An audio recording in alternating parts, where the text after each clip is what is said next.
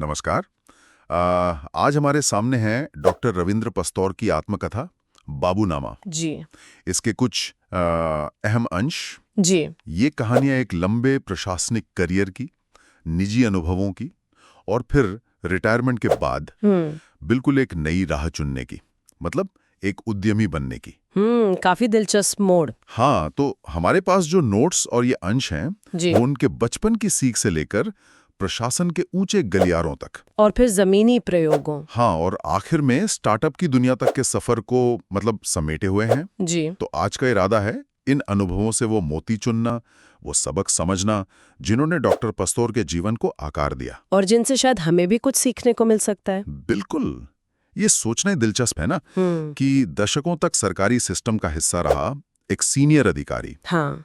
Retirement के बाद startup क्यों शुरू करेगा? क्या चीज उसे मतलब प्रेरित करती है? सही बात है। या बचपन में दादी से सुने वो 7 सुख क्या वाकई जिंदगी भर मायने रखते हैं? चलिए इसी सफर को और गहराई से समझते हैं। तो खोलते हैं इस किताब के कुछ पन्ने। जरूर। शुरुआत करते हैं जड़ों से। लेखक का परिवार बुंदेलखंड के झिझोतिया ब्राह्मण समुदाय से है। अच्छा। एक मजेदार बात यह है कि उनका सरनेम पस्तौर है, जबकि ज्यादातर लोग पाठक लिखते हैं। ओह। हाँ, और ये पस्तौर कैसे बना, इसका कोई सीधा जवाब आसानी से नहीं मिलता। ये पहचान का मामला बड़ा दिलचस्प होता है वैसे। उपनाम, समुदाय, ये चीजें हमें एक आधार देती हैं। हाँ। भले उनकी पूरी कहानी हमें ना पता हो। ये कहीं ना कहीं हमारे नजरिए को, हमारी जड़ों से जुड़े होने के एहसास को मजबूत करता है, शायद अनजाने में ही सही। सही कहा। बचपन की एक और गहरी छाप है दादी से सुने 7 सुख।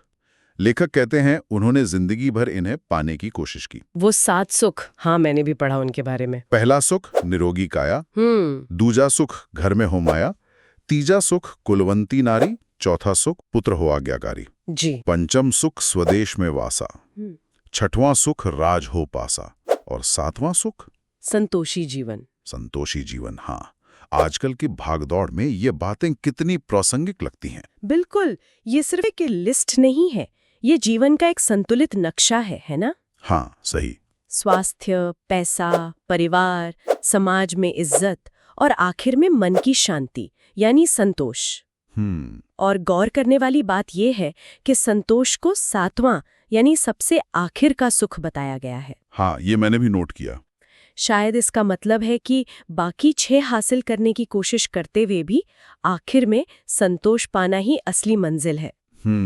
एक तरह का संतुलन। हाँ बिल्कुल, ये होड़ और संतोष के बीच संतुलन साधने की कला सिखाता है शायद। प्रेरणा की बात करें तो एक कहानी उन्हें हमेशा याद रही हनुमान बेग नाम के घोड़े की। अच्छा। कहानी है कि एक रेस में उसे रेलगाड़ी के इंजन से भिड़ा दिया गया। अरे। उसने ऐसी दौड़ लगाई कि इंजन को पीछे छोड़ दिया, पर मंजिल पर पहुंचते ही दम तोड़ दिया। ओहो, ये कहानी तो जुनून की हद दिखाती है। हाँ। सफलता कई बार अपनी सीमाओं को लांघने से ही मिलती है। जैसा लेखक ने इकबाल का शेर भी कोट किया है, खुदी को कर बुलंद इतना। जी। लेकिन ये कहानी एक सवाल भी खड़ा करती है, क्या सफलता के लिए खुद को इस हद तक मिटा देना जरूरी है? या ये उस असाधारण क्षमता का प्रतीक है जो कभी कभी दिखानी पड़ती है? शायद ये जुनून और संतुलन के बीच के उसी तनाव को दिखाता है जिसका जिक्र हमने 7 सुख में किया था। सही कहा। चलिए अब प्रशासन की दुनिया में चलते हैं। जी। मुरैना, सबलगढ़, छिंदवाड़ा, होशंगाबाद, भोपाल, कई जगहों पर उनका कार्यकाल रहा। उनका अनुभव कहता है कि प्रशासन बाहर से जितना व्यवस्थित दिखता है, हाँ व्यवस्थित, अंदर उतना ही पेचीदा है। खासतौर पर वो सिविल लाइन संस्कृति का जिक्र करते हैं, एक तरह की बनावटी दुनिया। हाँ, जहाँ अधिकारी आम लोगों से कटे रहते थे। बिल्कुल। वहां ओहदा, पत्नी, बच्चे, गहने, फर्नीचर, यहाँ तक कि कुत्ते की नस्ल, ऊपरी कमाई, हर चीज की होड़ थी। ये वीआईपी कल्चर या सिविल लाइन संस्कृति, जैसा उन्होंने कहा, एक काफी हद तक अंग्रेजों के जमाने की देन है। अच्छा। शासक और शासित के बीच एक दूरी बनाए रखना उनकी नीति का हिस्सा था। अलग कॉलोनियां, क्लब, खास रहन सहन, ये सब उसी सोच का नतीजा था। दुख की बात है कि आजादी के बाद भी ये मानसिकता पूरी तरह गई नहीं। हाँ, ये तो है। आज भी ये बड़प्पन का भाव कहीं ना कहीं प्रशासकों को आम जनता की जमीनी हकीकत से दूर कर देता है। और भ्रष्टाचार के भी नायाब तरीके उन्होंने देखे। सबलगढ़ में एक तहसीलदार का किस्सा बताया है। हाँ, वो रसीद वाला। हाँ, जो रसीद काटते वक्त कार्बन नहीं लगाते थे। किसान को 100 रुपए की रसीद दी, दफ्तर की कॉपी में बाद में दशमलव लगाकर उसे 10 रुपए कर दिया। कमाल है। 90 रुपए सीधे जेब में। कमाल की तिकड़म। सोचने वाली बात है, मतलब क्या क्या जुगाड़ निकाल लेते हैं। सही में। प्रशासन में उन्होंने 2 रास्ते देखे, एक ज्ञान मार्ग यानी नियम कानून से चलना जी, और दूसरा भक्ति मार्ग यानी बॉस और सत्ता की जी हुजूरी करना। ये विभाजन तो अक्सर दिखता है। वो कहते हैं कि उनके अंदर कुछ अलग करने का जुम्मन कीड़ा था, एक तरह का जुनून या धुन, इसलिए उन्होंने ज्ञान मार्ग चुना। अच्छा, जुम्मन कीड़ा, दिलचस्प शब्द है। हाँ, और दादी का सुनाया दोहा उन्हें याद आता था, लीक लीक कायर चले, लीक लीक कपूत, लीक छोड़ तीनों चले, शायर सूर सपूत। वाह, मतलब लीक से हटकर चलने की प्रेरणा। बिल्कुल। यहीं पर असली चुनौती शुरू होती है मेरे ख्याल से। ज्ञान मार्ग पर चलना सुनने में अच्छा लगता है, लेकिन व्यवस्था अक्सर इसे पसंद नहीं करती। हाँ, ये तो है। नियम से चलने वाले या कुछ नया करने की कोशिश करने वाले अधिकारी को राजनीतिक दबाव, अंदरूनी विरोध और साधनों की कमी, इन सब से जूझना पड़ता है। जैसा उनके पन्ना के अनुभव बताते हैं, व्यवस्था को बदलने की कोशिश करने वाले को व्यवस्था ही सबसे पहले रोकने की कोशिश करती है। ये तो एक कड़वा सच है। हाँ, लेकिन सवाल ये भी है कि क्या भक्ति मार्ग पूरी तरह गलत है, या व्यवस्था में टिके रहने और धीरे धीरे बदलाव लाने के लिए कभी-कभी थोड़ा झुकना भी पड़ता है। ये एक मुश्किल नैतिक दुविधा है। ये तो है। बदलाव की कोशिशों की बात आई है तो मध्य प्रदेश में 73वें संविधान संशोधन के बाद पंचायती राज लागू करने में उनकी भूमिका रही। मध्य प्रदेश इसे पूरी तरह लागू करने वाला पहला राज्य था। जी हाँ, ये बहुत बड़ी बात थी। महिलाओं का आरक्षण 33% से 50% करना वाकई एक बड़ा कदम था। बिल्कुल ऐतिहासिक। तत्कालीन मुख्यमंत्री दिग्विजय सिंह ने सत्ता नीचे तक पहुंचाई, ग्राम सभाओं को ताकत दी, जिला सरकार जैसा प्रयोग किया। ये सब सुनने में तो क्रांतिकारी लगता है। हाँ, कागज पर और इरादे में ये बहुत बड़े सुधार थे। लोकतंत्र को सही मायने में जमीन तक ले जाने की कोशिश थी। लेकिन जमीनी हकीकत थोड़ी अलग थी। चुने हुए जनप्रतिनिधि जैसे जिला पंचायत अध्यक्ष और सरकारी अधिकारी जैसे सीईओ, उनके बीच टकराव। बिल्कुल, अक्सर टकराव होता था। अध्यक्ष जनता के मूड और राजनीति के हिसाब से चलते थे, जबकि सीईओ नियम और कायदों से बंधे थे। दोनों की दुनिया, प्राथमिकताएं और काम करने का तरीका बिल्कुल अलग था। ये पावर शेयरिंग का एक क्लासिक संघर्ष था जो आज भी कई जगह दिखता है। समझ गया। उन्होंने कुछ बहुत ही नई और हटकर योजनाएं भी चलाई। हाँ, उनके प्रयोग काफी मशहूर हुए थे। इनमें से कुछ पर बात करते हैं।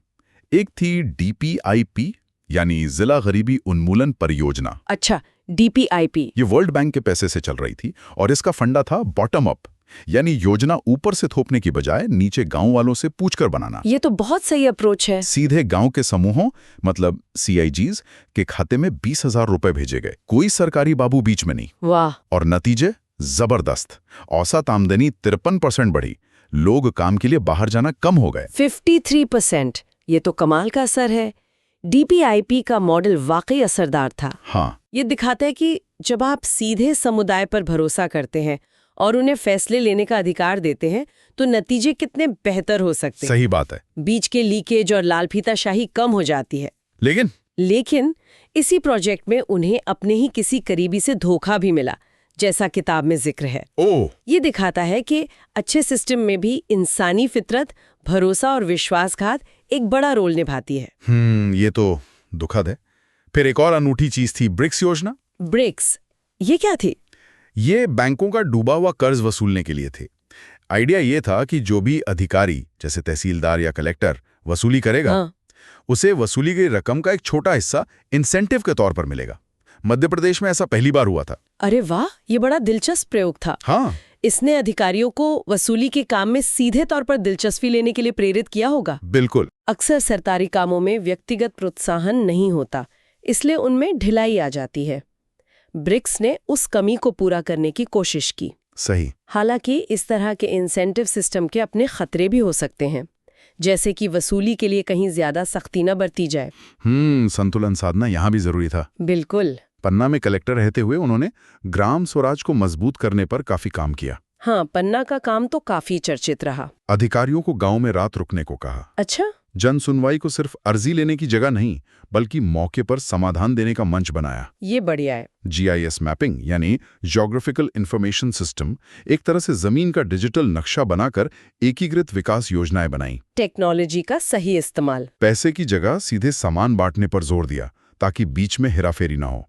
पारदर्शिता के लिए। चित्रकूट विश्वविद्यालय के साथ मिलकर ग्राम स्वराज संस्थान बनाया और हजारों पंचायत प्रतिनिधियों को ट्रेनिंग दी।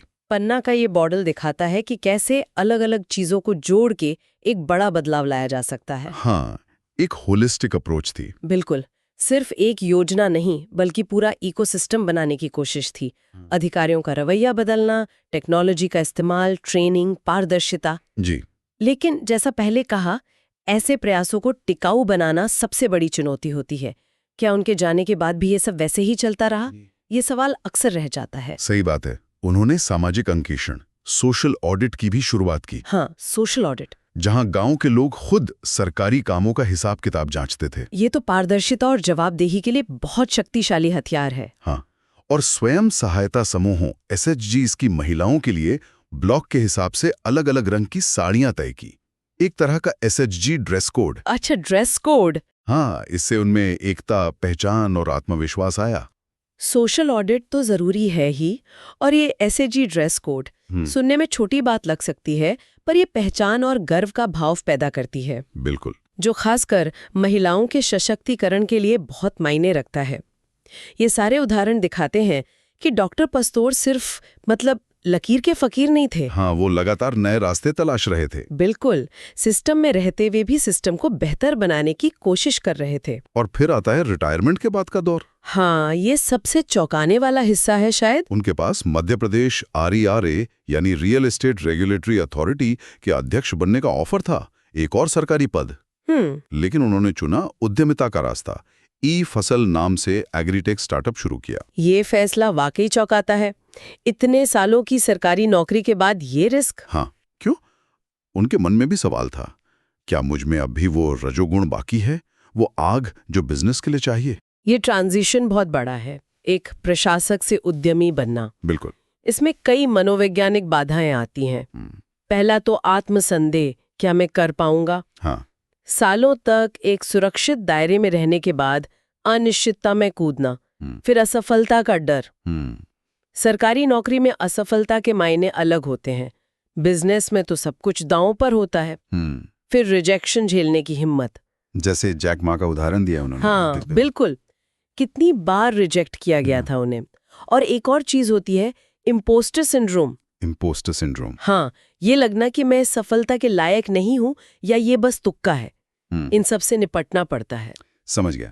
उन्होंने स्टार्टअप शुरू करने के लिए 4 कदम भी बताए, बड़े प्रैक्टिकल लगते हैं। हाँ, वो 4 कदम। पहला, विचार।